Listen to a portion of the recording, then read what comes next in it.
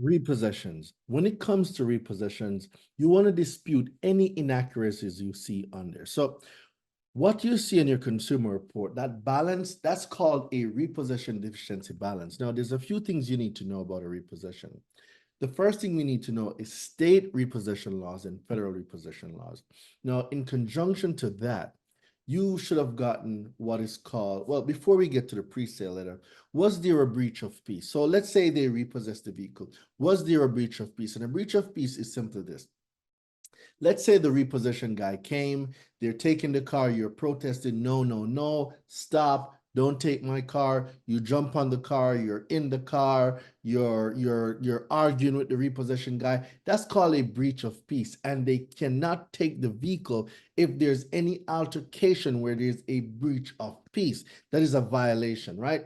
Now, let's say after that is done, and they have the vehicle, you're supposed to get what is called a pre-sale letter.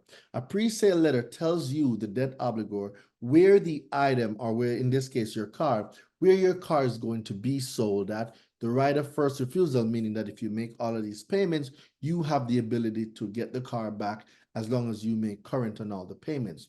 They're going to tell you if it's a private or public auction. It should have all that information, right? After the vehicle has been sold, you're supposed to get what is called an explanation of calculation of how they calculated any repossession deficiency balance, right? Now, before any written demand can be made for payment, an explanation of the calculation must be sent to the consumer. So if there's a repossession on your credit, that is a written form of collection. So my question to you is this: did you get an explanation of how they calculated whatever balance is on your credit that they say you owed? So these are just some of the things that you need to know, and that's in this letter below that you need when we're talking about repossession. So if there's a repossession on your credit, you definitely want to send this letter out below, okay? And get rid of that repo.